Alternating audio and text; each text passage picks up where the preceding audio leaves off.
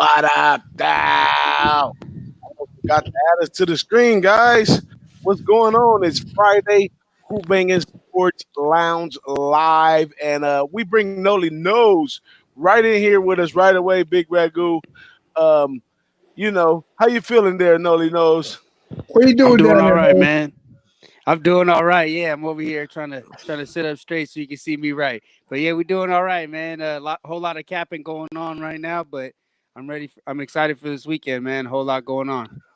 Now from sunny Florida, we have our guy Big Ragu 62. Y'all know who he is in the house tonight. How you feeling, Big Ragu? Fantastic. How we doing? Can you hear me okay? Oh man, you sound wonderful. You sound Beautiful. like a warm blanket on a cold night. Right next door, knocking on your door, my man. Good to That's see right. you as Let usual. me see. Good. What side on you? There you go. There you go. I know. We're always playing like Hollywood squares over here, checkerboard jumping around, which is it makes it fun. You never know what side of the screen you're going to show up on when you kick That's it on. right. So it's all good. Hey, Noli, how you been doing, my man? Haven't talked to you in a while.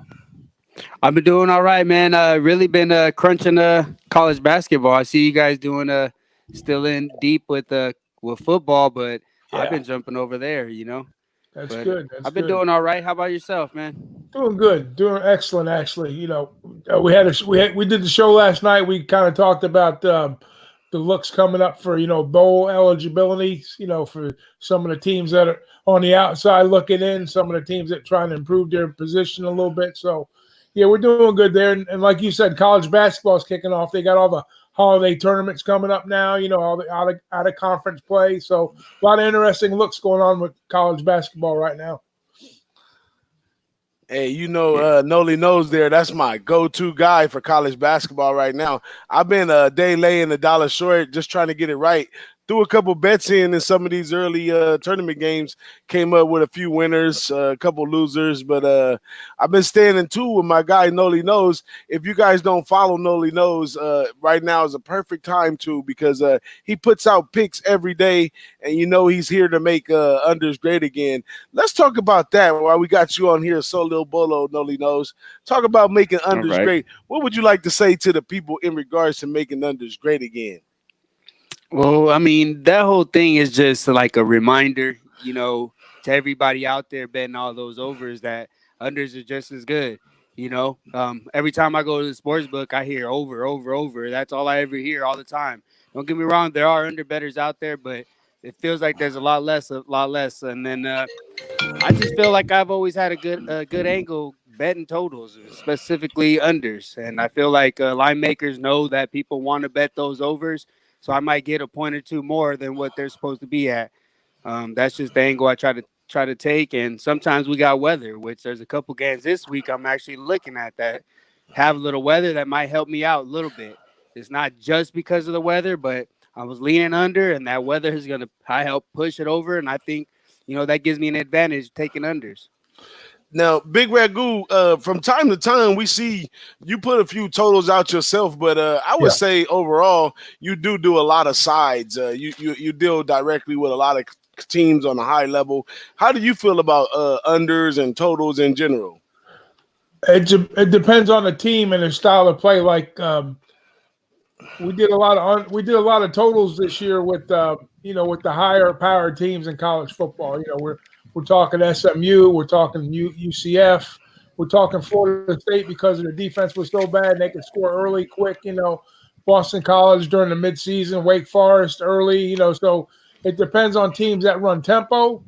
It depends on defenses. And like Noe says, weather. Now, my outlook on weather is not so much the rain or the cold, but the wind, and especially in football, because wind plays havoc. Anything like over 11, 12 mile an hour winds, it does have an effect, especially when you get like up in the higher double digits. But mainly, and that was played to the unders and right in Noli's hands there. So, and then of course, you have to figure the odds makers aren't dummies. So they're gonna factor some of that stuff in because that's the Oh first thing yeah. you guys are looking at. They're looking at weather report.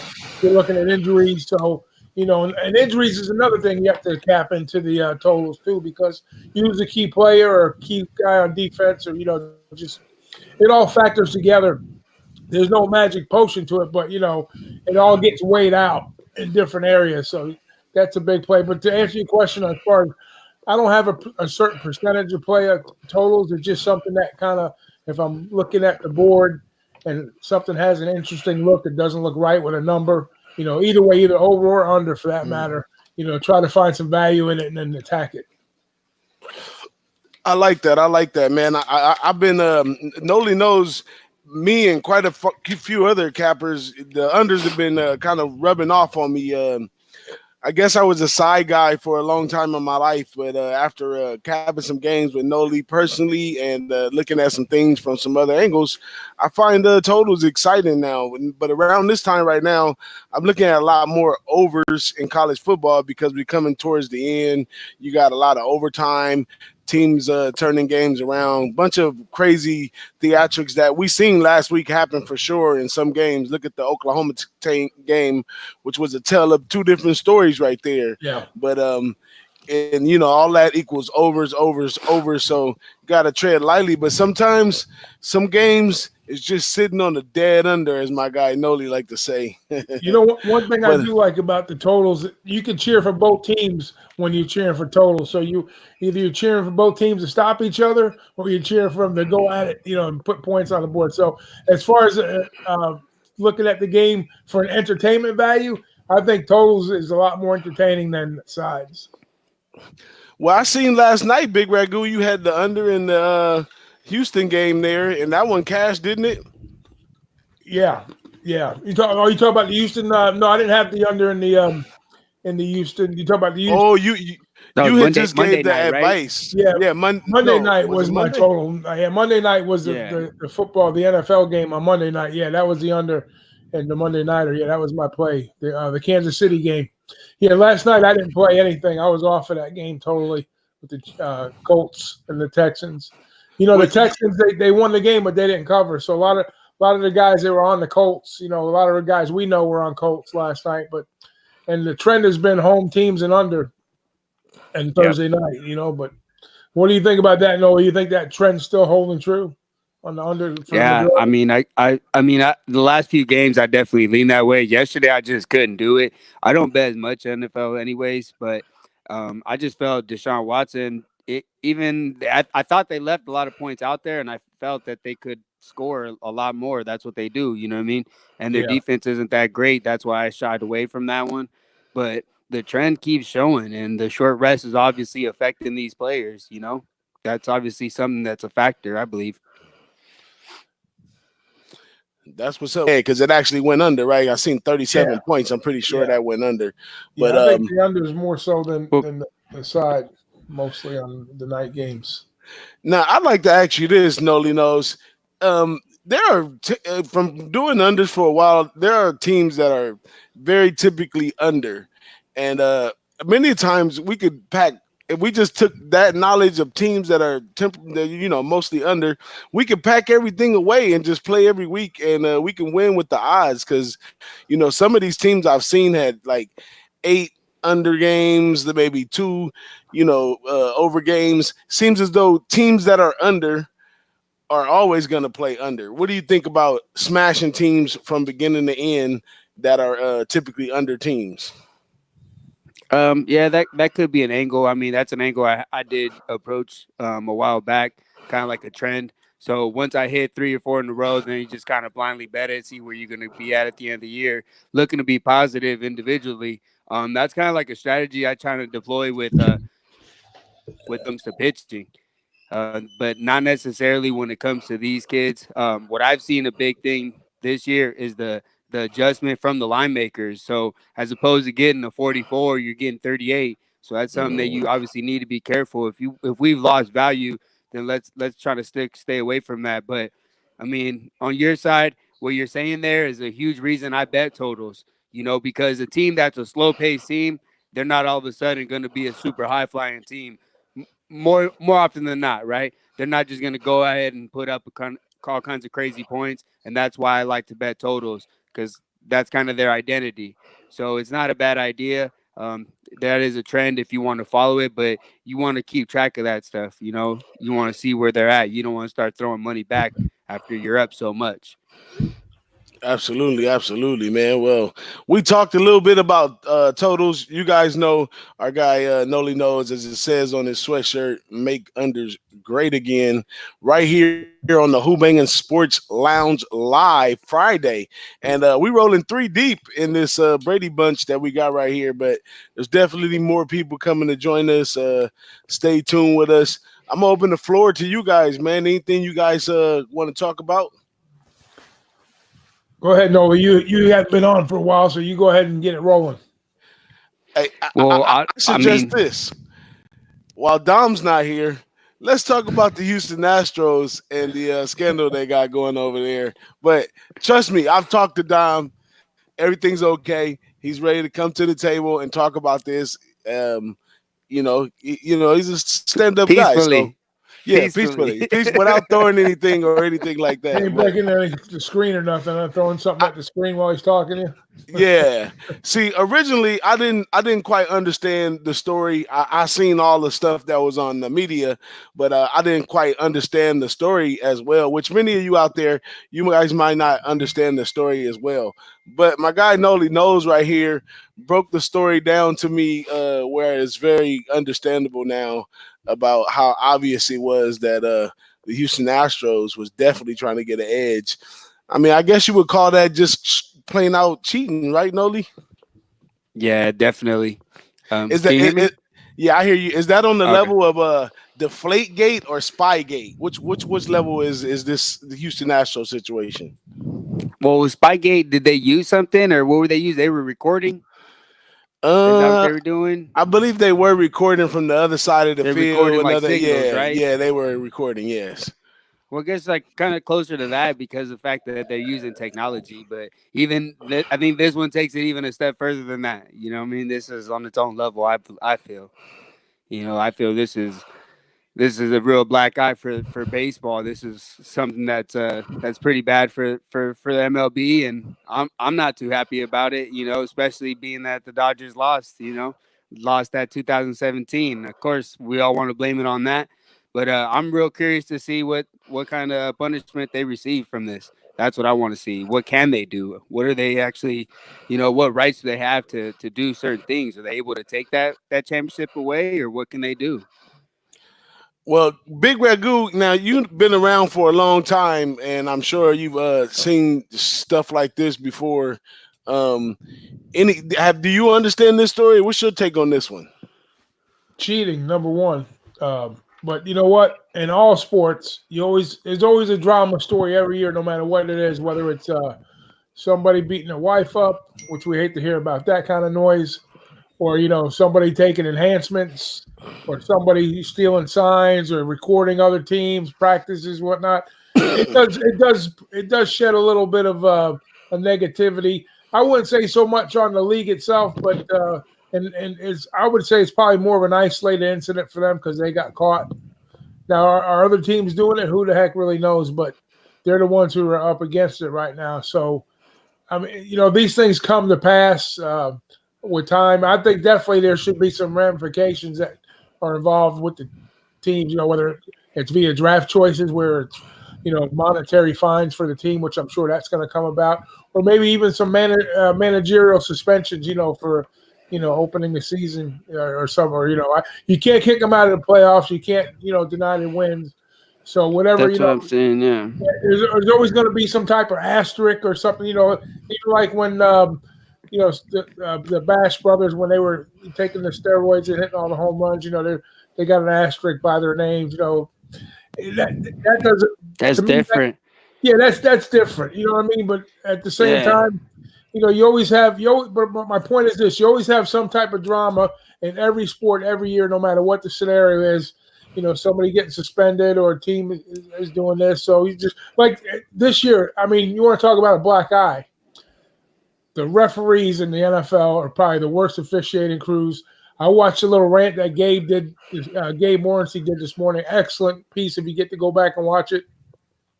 I mean, he just sit there and put the referees on blast, especially like last night or the Houston game last night. There was a fumble involved at the end of the game, and the referees like totally ignored it, and they just wanted to Yeah. get back out of there. I mean, people are paying good money to watch the. I mean, do you care about the product you're putting on the field? That's what the real the question ought to be: does the league really care about what's really going on in the field, or are you just out there grabbing money?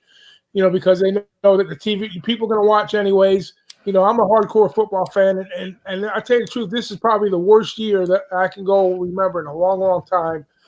Is that not that I'm disinterested in watching NFL football, but you know what? If it doesn't come on Sunday, I really don't care. To be honest with you, that's how disgusted I'm getting with it. But I got college to work with. I'm happy with that, and I will watch the NFL. But I'm really not happy with what's going on in the league. So I know it's a long-winded answer, but to answer your question, shit comes and goes. We year in, year out, and we as fans and cappers, we deal with it and then we work around it. So that's all we can do. Now we did have an interesting. We had an interesting comment in the chat right here by our guy Twatty Lottie. Let me see if I can pull it up here. And here it is right here. And I kind of side with Twatty Lottie right here. He says, provided they didn't use any technology, I'm really good. I'm good with it. Now, as an athlete in my days, certain things, especially as a lineman, throwing dirt in the guy's eye, all the different stuff we do on the line there, we come with a motto that, if you ain't cheating, you ain't trying, and, we come from an old school where, one of the first things in varsity football that I learned before a game was my coach watching the feed from a game and saying, "Look, that guy got cut pretty bad. He should have a scab by the time we play him next week. If you catch him under the pile, scrape that scab off because he'll start bleeding. He'll have to go out of the game to tape it up." So I mean, that's just the era that I come from. But I don't know, with all respect, I had guys, cheap shot me and all that stuff, and there's retaliation that we used to do with stuff like that. Yeah, that kind goes both settled ways. it out. Yeah, it kind of settled it out. But today there's no room for retaliation. There's no room for anything in between right there. So I don't know. We had our guy Prince of the City coming up. He disappeared for a second. Come on back, Prince. We'll put you in real quick. But in regards to what my guy Charlie Lottie saying, what do you feel about that?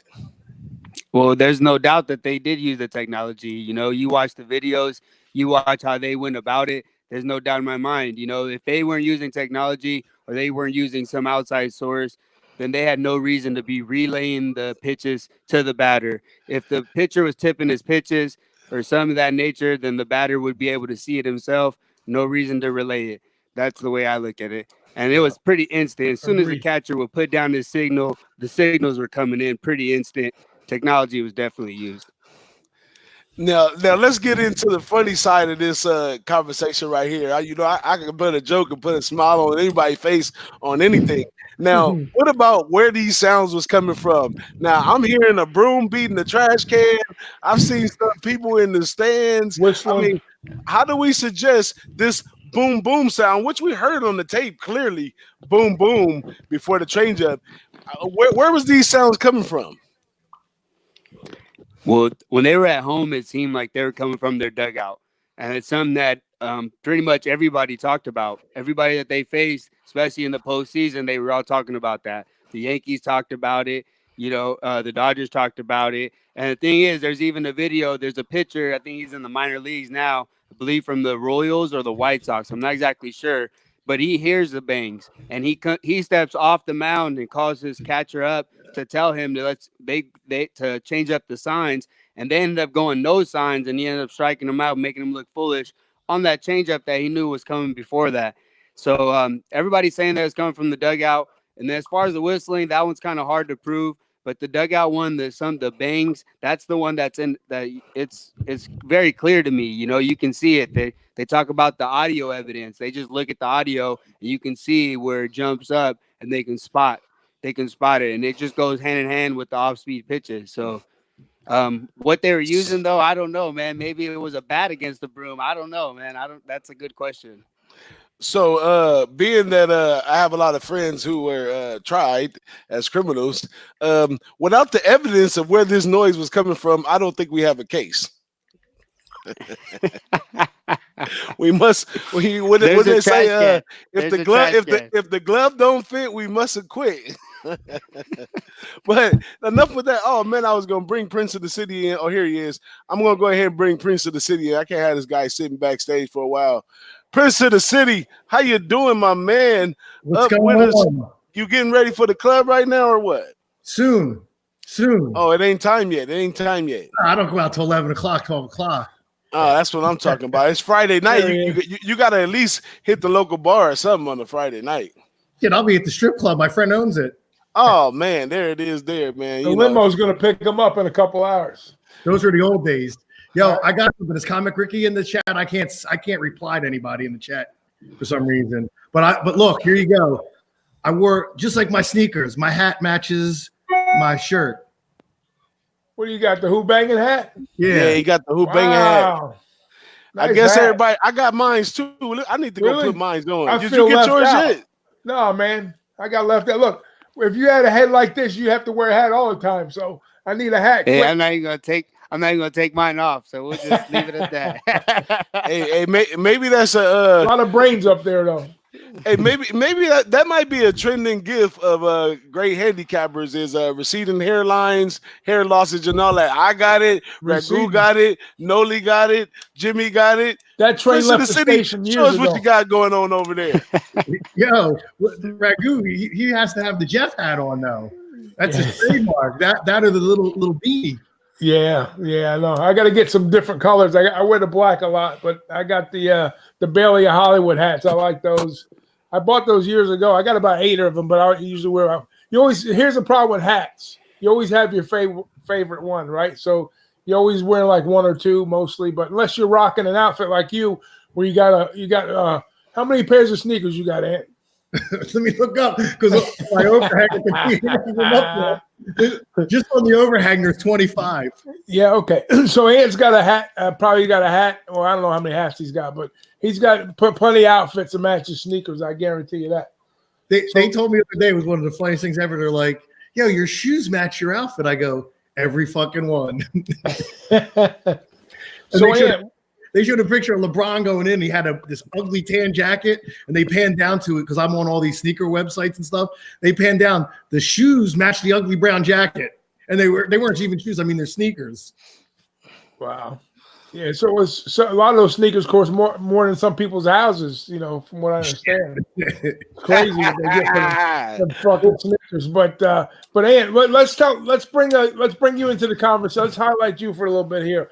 So your name is Prince of the City, Mayor Ant. 2 really interesting names there. You know, we got to meet you in person in Miami when we all got together. So what's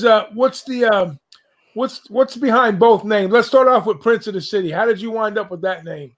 And tell them where you're from and everything. You don't have to give out too much information, but just tell them, where you're from and how you got involved with sports gambling and what type of plays do you like to give? What kind of sports are you interested in? And then give me a little background about yourself. Okay, where do you want to start, with the background or with the sports? Start where you live, where you're from, and your names and stuff. Okay, well, I'm from Philly. My dad was a South Philly Italian guy, which would be like somebody from the Brooklyn or the Bronx, that old.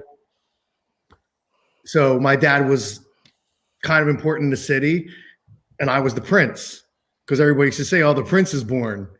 When I went to college, I actually started doing a book when I was 18. Oh, wow.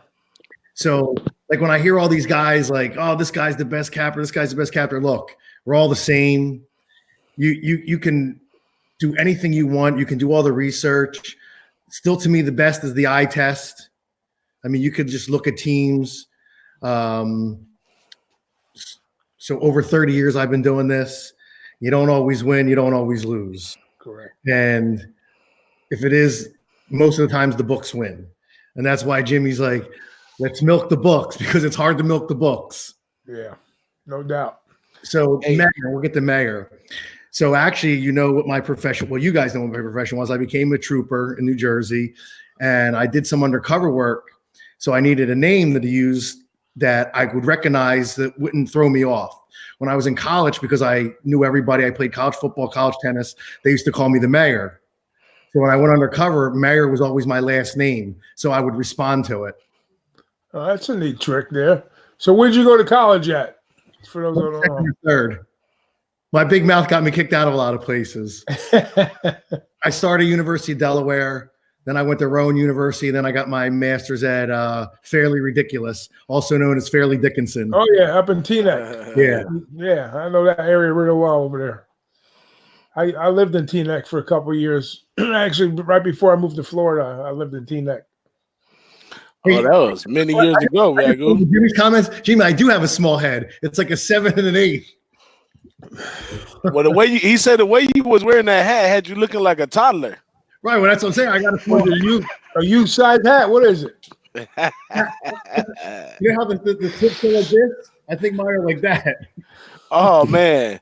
But shout out to our guy, Comic Ricky, for the hats, man. We really appreciate that. We look shined up today, man. I feel like the left out one, man. I'm gonna turn myself off camera here and go cry in the corner. He's the redheaded stepchild. We'll try again next week, Big Rag. We'll see if everybody gets their hats in. He's got a whole warehouse for me. I ain't worried about it. Okay, if you want to, you could always just blame it on Comic Rick. You know, that's what I do. That's what I'm doing right now. Blame it on him. Hey, wherever you at, Comic Rick, if you're on stage right now, you're gonna get booed, buddy. He's probably mad about that last pick I gave him. That's okay. So sports wise, since I did this for a kid, I played football and tennis. So they were like, as much as I played basketball, I used to follow them all. I used to back in the day, I could tell you who was coming out of college, who was going to get drafted where, who was actually a good prospect. And then I let it die down because, hey, once I went to the state police, the book was over. I mean, since we had an organized crime unit. But I mean, I still watch. My two best things are football and tennis to this day. Tennis is done until really the new year. So the only thing I've really been watching is college football and the NFL. And since Jimmy's in here, got to say, go Seahawks. Hey, let me ask you this. What about the tennis angle? So what, somebody just starting out wanting to get involved with tennis, what do you recommend, just as a casual fan, people understand the game, match, set, love, points, how they go about it. So what are some of the real basic angles, not too basic, but something that you can advise somebody on to kind of look for if they looked at let's say a seeding, for instance, like, let's say 1 through whatever the number is. How do you start looking? What's the first thing you look at when you're going to handicap a tournament, let's say? Well, you could go to different sites and see, first of all, you can go to the tournament site and see who's in it. And they'll have all the rankings. And then if you go for men's, it's ATP. So you go to ATP.com and it shows you how everybody's ranked, and everything's done by points. You get points by winning tournaments or how far you go in tournaments. It's funny, most guys at handicap tennis play tennis because most people don't have the interest to watch it. And for me, like, there's a lot of guys that use these different sites that you go to see how many guys can hold their serve, which means when they serve, they win their game. How many guys lose their serve. Surface has changed that. And then certain players, they adapt to other surfaces better than others, correct? Yeah, like a lot of your European players are great on clay, especially Spain and France, because they learned to grow up on it. The guys from South America, they same thing, clay. Actually, for a long time, people don't know this, clay was one of the official courts in the United States. So a lot of guys used to, and then it changed to hard courts. So that's why you see most of your Americans are good on hard courts. Yeah. And then they're like forever. Federer, I mean, he was a guy who was a specialist on grass and fast hard courts, because there are different types of hard courts. Some are slower, but usually indoor or faster. So that's why if you see a lot of tournaments that he won, they were indoor hard next to grass, because it's a faster surface. So if you had to give somebody a couple of insights to go look up for information, give them like 2 places to go look and study a little bit of tennis. Where would you tell them to go? I mean, you go right to ATP. ATP, right? And WTA, that gives you all the rankings. A site like Flash Score, that usually has every tournament, like scores as they're going. But you can also go in and look what their head-to-head record are. And then the other one is I could type it to you guys and you could put it out there because I can't get into the live comment chat for some reason. But it's Tennis Wet Point, and that gives you everything: who played who, what surface they played on, common opponents. Okay. So I'll go to the private chat and I'll type it in there to you. All right. Now I wonder fine. one thing about tennis though. What's the wear and tear on a tennis player's body over the career? Because I got out there, tried to play tennis a few times, and that side to side and them hips, man, that's way different from a lineman that got to push and block and all that stuff. I mean, it's horrendous, and I can imagine, like even in baseball, you got the knees of a catcher and stuff like that. They're constantly on their toes, their joints, and all that kind of stuff. Does that play a part of the capping injuries or the wear and tear on these guys? All the time, because the guys get hurt all the time, and unless you're like looking for different stuff before the tournaments, you won't even know if somebody's hurt. And then one thing big in tennis is a lot of people retire. Number one, Europe's famous for it. All European players and Asian players, they're famous. If they're down in a match, they'll just quit. Like. Mm-hmm. What happens in the case of if somebody has a bet on an individual that quits in a tennis match? How does that get graded? It depends where it's at. Most tournaments are 3 sets, except for the big tournaments like the U.S. Open, French Open, Wimbledon, and Australian. They're the best of 5. Women's, no matter where they're at, are always the best of 3. So it has to go 2 full sets before the bet counts. In a major for men, it's the best. It has to go 3 sets. So if they quit anytime before, usually they void the bet. Well, that's basically if it goes 3 sets. I mean, usually the men have to win 3 out of 5, and the women have to win 2 out of 3. Is that how it works? 2 out of 3. But in most of the smaller tournaments, the men are also 2 out of 3. It's only the majors the men have to play 5. Okay. I never knew that. I always thought it was 5. So. But that's because you're always watching the big tournaments on television. Right. The majors, correct? Yeah, like I said, you really have to watch to see who's what. And even when you listen to the commentators, they tell you who's good on what surface and who should be doing well. I mean, so there's a lot of information just by watching. So are you a bigger tennis fan or a football fan, would you say? Football is my first love. Next to basketball, I guess. But I just don't watch basketball like I used to. When they started, getting with especially in the last 10 years with these power teams, and it's all hero basketball, as I call it. It's all one-on-one, clear out. It's hard to watch. You talking about NBA? Yeah. Yeah. Now, college is a different look because, you got well over 300 teams. Somebody like Max, that gets into college. I mean, he's unbelievable with the knowledge that he has, We've seen him in the bag show. What he just spits fire all day long.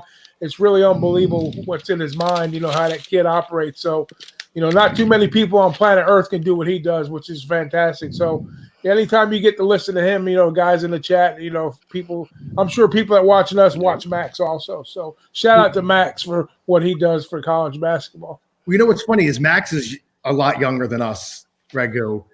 When I was that age, I could not on the level that he can because he knows every team, like the major players, like the top 25 teams. I could probably have told you who was on them back in those days, but he's Rain Man when he comes to every. It's nuts. It really is. There's another guy called Greg Peterson. He's on a VSiN network out in Vegas. Anyways, I know Max looks up to him too. I mean, I put him on par with him. That guy's just as crazy as knowledge-wise that Max is, but it's pretty amazing. Now, Noli, I didn't know if you knew this, Ant, but Noli's a pretty good basketball capper. Noli, how much information do you retain when you talk in college basketball? Do you have a lot of guys rolling around in your brain that you could just spit off? Every guy I don't really worry about the specific players, especially I'm not looking at the sides. Coach matters a lot more to me. The style of play, which they play, the pace of play, and their shooting percentage means more to me than their name. I'm going to know that faster than what their name, especially a team like in St. Louis, Belmont. I don't care what Jake from State Farm, I don't care what his name is. I really just don't. I'm not going to fill my name with that. Yeah, fill my head with that, I feel you. Hey, before you go ahead, let me just give a quick shout out to to our chat right here, man. We got Flipper 13, Paco Hilly, Virgil in the house. We got them deep this today. We got Josh Point oh up in here. We got Twatty, Lottie, Cappers, Investors up in here. And we also got our guy, Jimmy the Bags in the chat today. Salute. And also we have our guy Alex Ramirez pulled up in the chat, along with who else is in here? Coco Bongo as well. So we got a nice chat, nice things going on. And guess what? We haven't not gave out not one pick yet, you know. And it's wonderful just to be hanging out, talking the talk with you guys, and you know, other interesting stuff that you guys have, being that we all cap games.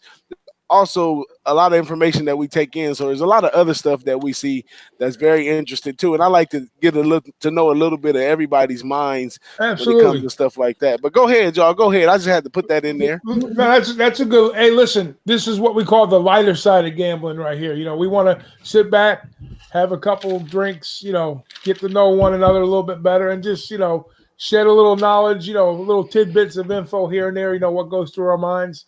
And at the same time, get on some games. Now, I'm going to talk about capping a little bit right now. A little play that I gave out earlier through a friend of mine.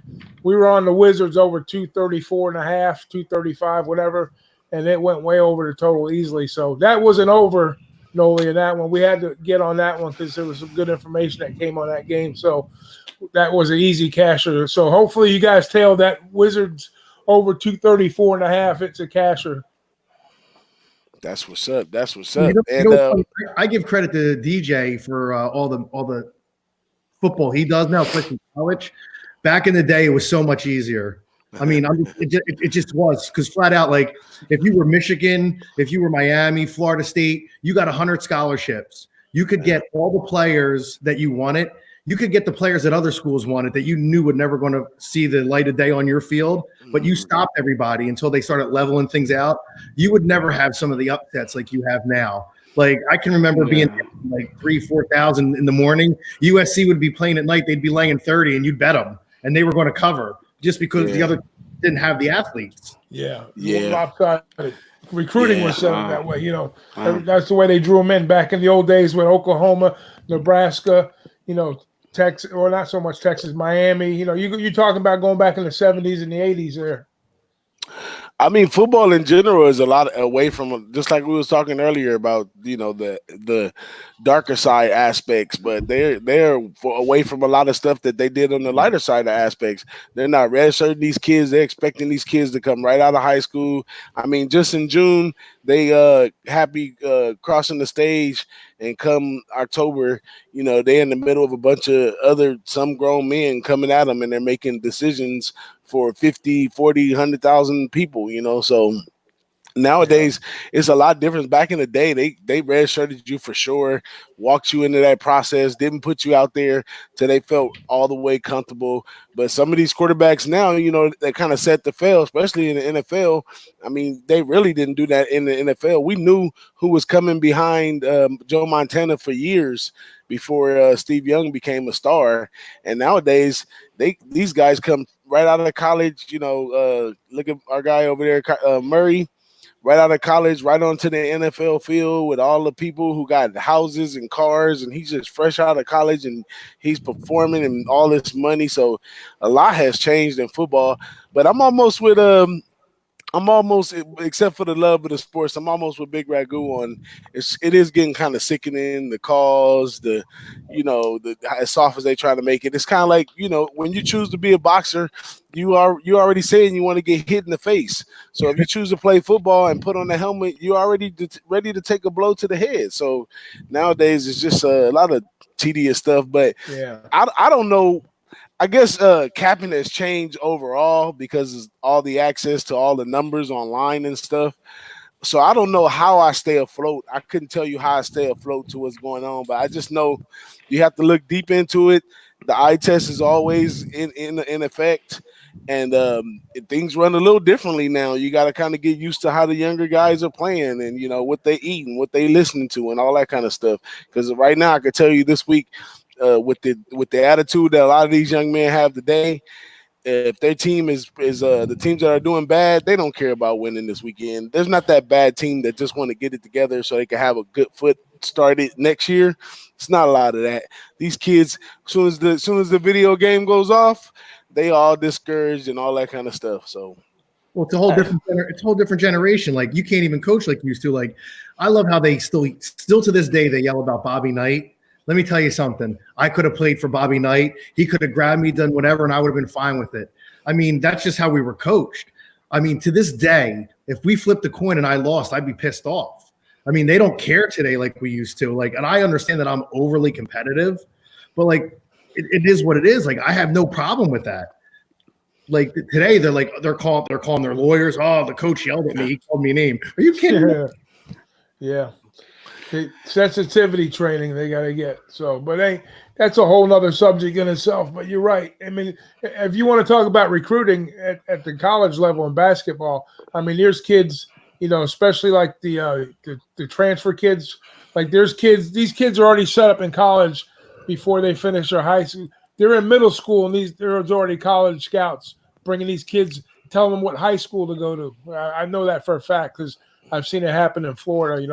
We have a lot of academies down here, and a lot of these kids, they come from overseas. There's one coach down in a town called Melbourne. The coach speaks 7 languages. It's a private academy school, and they recruit kids from all over. And those kids, even before they get to that academy, they've already kind of got their scholarships paid for colleges. So, they're even getting these kids out of middle school, setting them up in high school. And once they're done with high school, they already know what college they're going to before they even get, they're recruited in middle school, which is nuts. It's just the way the game is. It's just so, there's so much money. And that's what happened with the Kentucky, or not, was it Kentucky or Louisville, whoever it was, with Patino and those guys, with Under Armour and those, a lot of these programs Adidas. are sponsored by these big money, Adidas. That's what happens. So that's a tough spot. That's where the recruiting comes into play. Where now with college football, state of California, DJ and I talked about this. Talk about pay for play type of scenarios that's coming up. Some type of monetary compensation for these kids. So there's all different angles you can look at recruiting, and just it gets a little complicated when it comes to that regards. But that versus the pros is a whole nother thing. I still like the college sports better than I do the professional when it comes to football. Me, myself, I always have Big Ragu. I was thinking earlier today, I just passed my mind earlier today. I have a brother-in-law that's kind of ill right now, and he's getting a lot better, and a lot of the memories come back, and I spent a lot of time with my brother-in-law playing NCAA football on the PlayStation way back in the day when it was just the first PlayStation, and people would always come to, we were so hooked on it. I never played the NFL Madden game or nothing. All I played was college. And it's almost unbelievable to me that now they don't have NCAA college football anymore. And even as I got a little older, I was playing the game, and I was looking into, that's how I would know who was playing where and what they were doing according to the moves on the college game. I waited till it came out and all that kind of stuff. So I had to say a lot of my knowledge, a lot of my love for the college football also include playing that doggone NCAA football has brought me along with a lot of stuff too. Yeah, a lot of information floating around those video games, huh? Exactly. Forward, you would be playing the game, and here you go. You go to Colorado, and this quarterback he's kind of swifty back there. And then next thing you know, you watch the game, and whoa, they have a little star quarterback over here. That was the best you could. Before we had nothing but Phil Steele, stuff like this, the newspaper. Yeah. But now we have so much other avenues to get this kind of information. We can kind of find it ourselves. But hey, shout out to EA Sports and NCAA football for let me ask you this: winners. How many times did you play Notre Dame versus Boston College this week so you can make the bet on the game? How are you gonna? I did that. I did that before. It didn't have a good success rate because me playing with Notre Dame was different than Notre Dame themselves. But I'll tell you this one thing about that game is I can't mark exactly what year it was, but Boston College beat us on our own field to put a scar on one of our seasons that was already scarred. And these guys, they kind of try to mimic themselves sort of like us in Stanford, these smart guys who are disciplined and all that kind of stuff. They have all those traits over there on Boston College, so they're gonna stand toe to toe at least for the first half with us. But I don't think by no way. I don't like putting double digits on ACC teams against Notre Dame ever since. We've you're when they did about that. when they did this little thing where we got to play 5 ACC teams, because basically all the other schools, all the other teams and all the other sports, they're in the ACC for Notre Dame. You know what I mean? So these schools' mentality towards Notre Dame is different than other teams. Like if we go play the Cincinnati Bearcats, they're like, this big bad Notre Dame supposed to be this, supposed to be that. But when we go play BC, they looking like, oh, here come these chumps again, or we beat them in baseball or whatever. So that whole factor is all the way taken out of the game, and that gives BC an opportunity to win the game. You want to give me 19 points, I can't do nothing but take that. DJ, I got something for you. Oh, that's cute. What is that? A jumbo toilet tissue roll? That's a big tampon. Yeah, that's what it looked like. That was my next one.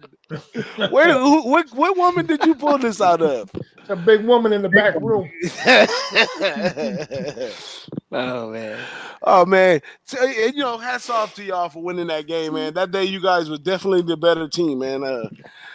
Us in our second year quarterbacks is not working out. I think Book has had his day. Might see him on the transfer blocks or something coming in the offseason. We don't know, but we'll see how he plays the rest of the season. Biggest test is going to be Stanford coming up, and we'll probably lose a bowl game because we don't do well in bowl games. But hey, I knew this kind of season was coming this year, but we always fight back. So I think we're gonna keep you guys on the schedule, right? No, this was the end of the contract. Oh, it's all right. You'll come back. It's a crazy date, something like 2033. Wow. And you guys are going to have the last W? I'll be dead by then. Oh, man. That's cold, man. That's cold. Just send me a ticket to your funeral. By that time, they could spread my ashes over the field. Oh, that's right. I'll have a shot for you after we win in my wheelchair. You'll still be around. I'll be long gone. Hey, but I missed that rivalry though. The Michigan Notre Dame rivalry was a good rivalry. It's right along with us and USC. I missed that rivalry. They should have never took that away like that. You know what rivalry I miss? Florida State. Whenever Florida State decides to get a football team to put on the field, I'll be happy again. Well, you guys get a shot at the new coach, and as a matter of fact, our game is on here, Big Ragu. Wyoming and Colorado State. Yeah, I'm watching it. We got a 0-0. Looks like I told you this quarterback, Vanderwall, he's quite different than Sean Chamber. He could throw the ball. They throwing the ball tonight. A little bit. I watched their first series against on defense. They look pretty good there. And then they're stumbling a little bit, but yeah, he's moving the ball. He threw a nice little pass there. I got some sad news for Duke backers tonight. We lost that game. If anybody got on Duke, they only won by 8. They didn't come close. At one point, they were up by 13, 14 points, but that was it. So whoever backed Duke, you lost your money tonight. Hey, these Georgetown team is pretty swift, man. I don't know. I think I seen a blink of it last year towards the end of the season, and I think we might have to start backing Georgetown in basketball. What you think, Noli? I like their overs, man. They're pushing pace like crazy. I thought Texas was going to be able to slow down their pace the way they're the way they played defense so well, and they weren't capable of doing that. I'm going to try to look at their totals really. But yeah, they are a valuable team right now, but we'll see how they adjust. That total, that spread came a little close, didn't it, Ragu? What was that? They won by 8. They won by 8. Like, I think it was, I want to say 73. What was the spread? 13. 13. Yeah, 8. I think it was real close. I didn't catch the first half closing number, but I want to say with about 11 minutes to go in the third period to start the second half, it was like they were up by like 11. So I don't know if they were coming out of the break with that number or if they covered the 9. It was 9 points going into the second half. So I don't know if it was right at the start where they scored a bucket or if they were leading before the half, because the first half number was 8 on Duke. I took Duke because they like Madison Square Garden. They play well there, and I figured Georgetown would start a little slower. I was with Max on that too. You know, Max said he liked the first half, but I didn't go first half. I went full game. I didn't win that game. So they win that. Like I said, they win the total in the Wizard game. That was for 3 units, and the other game was for a unit on the Duke game. I got 3 units on Wyoming tonight. There we go. It looks like they're gonna have to punt after this first series, but we knocked off a good little chunk of time. But we playing in their conditions right now. I think that side's in our favor big time right there. It's nice and cold, little frost on the ground. I want to see them run the ball more than put it up in the air. I want to establish a run first. You know, I thought it was cold in New Jersey until I saw the smoke coming out of the guy's mouth. Yeah, it's cold. It's definitely cold. So what about the NFL, man? Anybody got some stuff in the NFL? This is going to be my first week right here back in the Niners. I got the Niners -3. I hope I don't spoil the whole team doing the right thing, but that's the flex game. They moved it to Sunday night. Oh, yeah. They moved it to Sunday night. And that's a good thing for us over here on the West Coast. Play at night. We got plenty of time to prep all day. It probably straddles up Green Bay a little bit. And I think Green Bay, I think they kind of got a shoe in on the playoffs, you know, off top. They did a good job early in the season getting some wins in there. They can kind of deserve this road loss, being that we're not in a conference. And over in a conference, they got a lot of room to stay afloat. So, yeah, but what about home field advantage? You know, if they ever come down later in the playoffs and they meet up again, this is still going to be a key game. They're not to say they're just going to lay down. You know, it's going to be just as important for them. And, you know, the good teams in football and any sport for that matter, you know, look at the World Series, right? Every game was won on the road. Champions win on the road. So that's a big thing for me. I go back and reflect looking at the records, you know, how they played on the road, especially when you get in the wild card too. You know, that's a big component for capping. And then we got to consider too that Green Bay's defense has bled plenty of times this year. So that worries me about Green Bay. The play might be the over, but it looks too obviously to go over with these two teams. I think I probably have to take it under. 49ers are going to have to put that D in there because we banged up in other places. But I don't know. I'm rocking with the Niners this week. What was Jimmy was like in the over, wasn't he? I think that's what he kept you kept telling him, look at the side versus the total. If I remember correctly. I'm going back on that Wednesday night. I don't know. Somehow me and Jimmy, and he's in the chat right now too, but every game that he was on a total, I was on the side. When I was on the side, he was on a total. It was just going back and forth, and some of the spots that he was in, I was like, "Whoa, that's a grown man play right there." You know, I can't even lie. I like to stay on the outside. I just take the little young boy play, get this here, get this here, get this there, because you're gonna have to step in the arena in the smoke when you get into the big games later on in the season, anyway. So when they giving out money on the side, I'm gonna go grab some of that money on the side.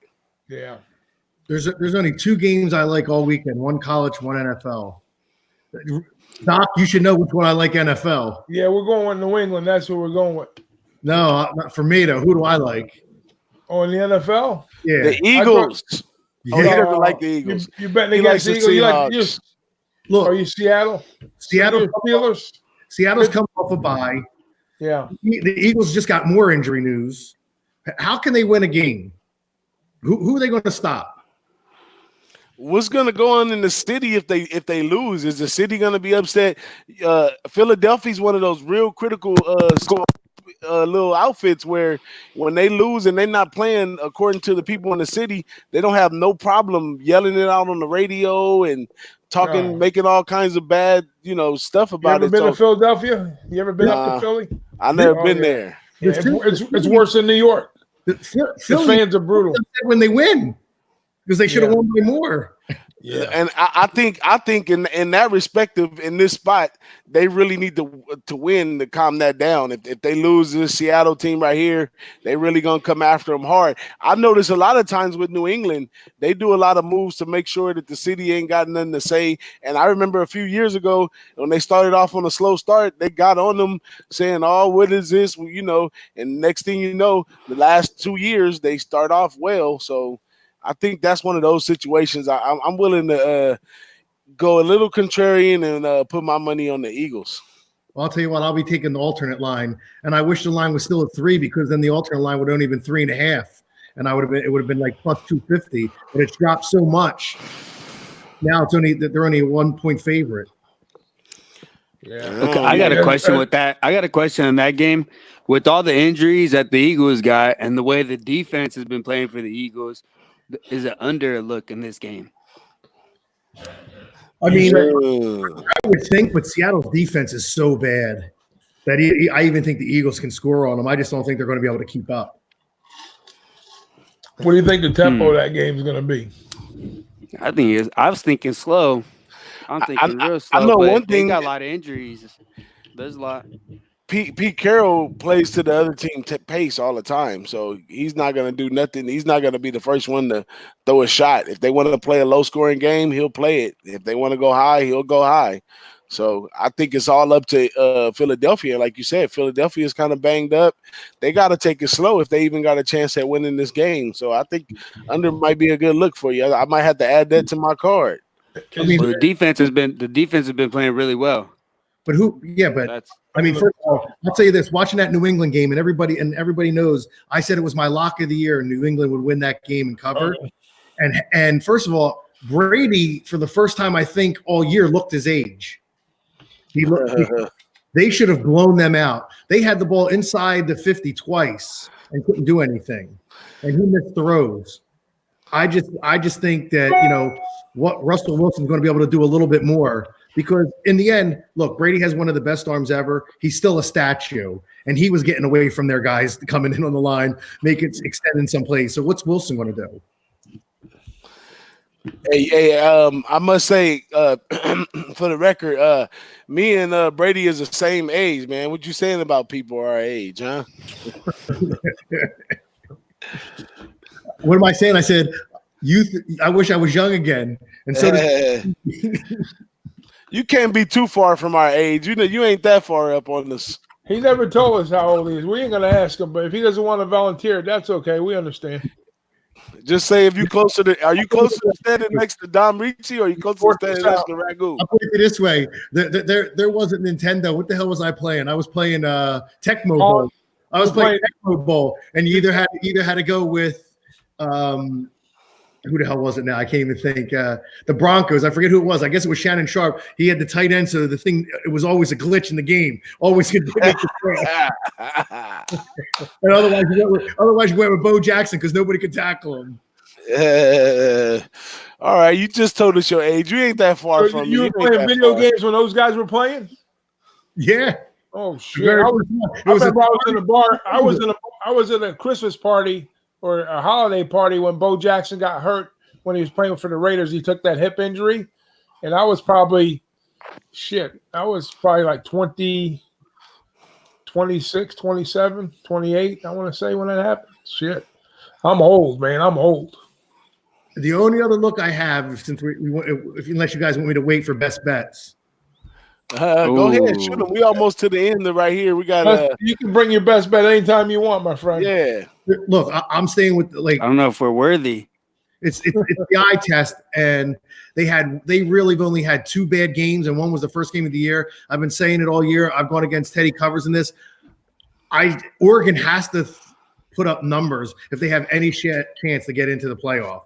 So what has Arizona done? Oregon. I hear that. Not much. They have a shaky offensive line. The quarterback plays when he wants, and they don't really have that much defense. I mean, last week the line was what, 28, and they covered that.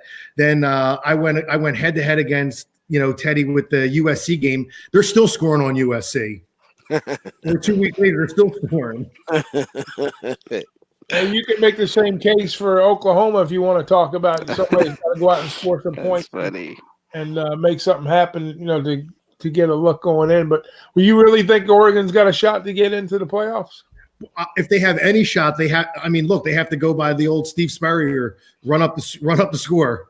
Yeah. Well, that year, speaking of Spur, that year that Florida went, I mean, it was unbelievable. They had to have like about 3 or 4 teams lose, and then they had to win by X amount of points, and it all fell in Florida's lap that year. But that was the year they played Nebraska, and Nebraska kicked the shit out of them. Like Tommy Frazier was the quarterback. Do you remember Tommy Frazier, or were you still in diapers when that happened? I remember highlights. Okay. Anyway, same scenario. Florida was like on the outside looking in, and they got into a championship game with Nebraska, and same thing. If they needed like 3 teams to lose, and they all lost, and then they got in. So anything's possible. Anything's possible. Guys hated them, but I mean, Doc, you remember when they interviewed Spurrier, they're like, "Well, why were you throwing? You're up by 35. Because if we keep scoring, they're not coming back." Right. Yeah, the one thing about Spurrier, he never let his foot off the gas. He didn't care. There's certain coaches that did that back in those days. Nowadays, it's not so much. It's like DJ says, certain coaches have, they have respect for their other coaches, their peers, and they don't. I agree, but sensitivity thing, but me, it's out of respect. I can see that at the pro level, you kind of expect it more in college because it's been such a skewed process in college to get these teams in. So naturally, they're going to do all they can to, like you say, get the showcase points, the style points. But the pros is a whole different animal. But college, even to this day, even though you have a 14 playoff, if you're on that outside bubble trying to get in, you got to say to yourself going into the week, if you're ranked like 6, 7, 8, hey, we got a shot to get in. We got to impress. We want them to vote us in. So there's your look. That's what I'm saying. So, like, what do you do with Oregon here? They're a 14-point favorite to a team that was supposed to be a little bit better than they are. I mean, I could see them winning by 28, and they and not for nothing, they have to. If they have any shot of jumping Georgia, keeping Utah off their heels, and Alabama, who now has their backup quarterback, they have to roll people. Yeah. At some point. But we all the way past that hour. We're gonna be right on the closing line tomorrow morning. Me and Big Ragu. I'm gonna be live from Vegas, and that's 8 a.m. on the West Coast. What's that? 11 a.m. on the East Coast. So make sure you join us on the closing line.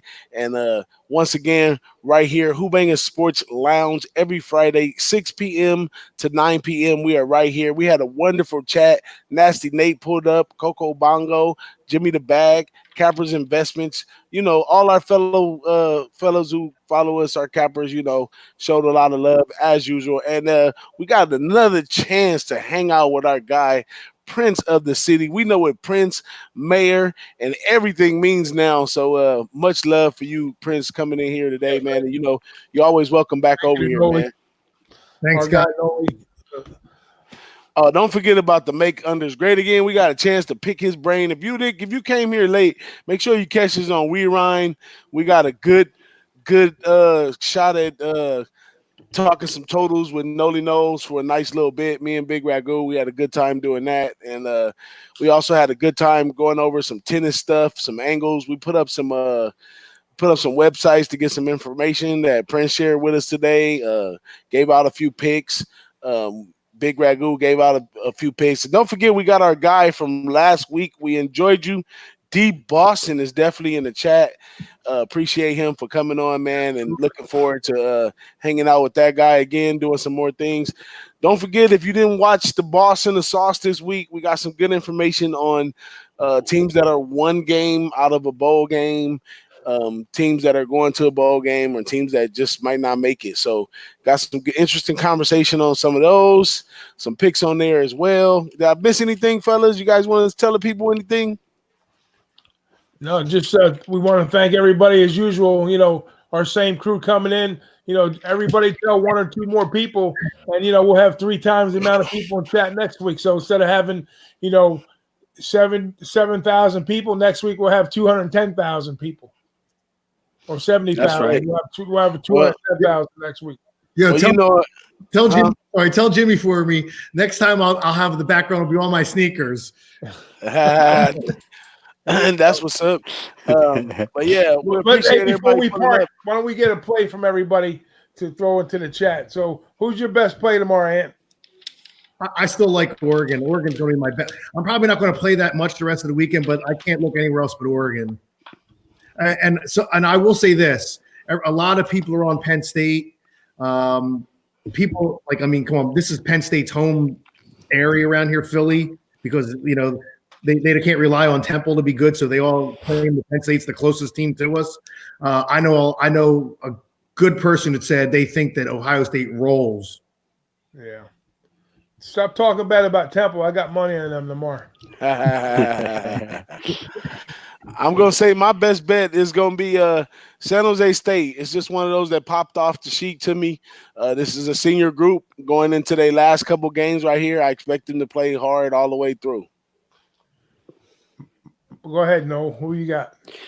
I'll go. My best plays: South Alabama, Georgia State under 55. And South Alabama, they're a pretty bad team. They're 1-9 straight up, but great under team. And the big factor is for Georgia State. They got Dan Ellington, their quarterback. He's got a torn ACL. He played with it last week. He's expected to play with it again. I watched it. I was big on Appalachian State. But against this team, I've expected to go a little bit slower, and supposed to be some heavy rains going on over there in Atlanta. So we'll see what's going. So under 55. Okay, and I'm going to go with Ant's favorite team, Temple. I'm on Temple plus. I'm on in the contest. I'm on 11. I took it early too, but I think it's crept down to 10 now. So I kind of feel a little bit better about that play. Even though I got a little extra, I got a point to the good in that game. So touchdown and a field goal, I'm still a winner if they lose by 10. So I'll take it. But anyways, good luck to everybody. We appreciate everybody chiming in with us tonight. And then I guess we'll see you next week. Same time, same place, 9 o'clock on the east, 6 o'clock on the west. See you at the window. Peace, guys.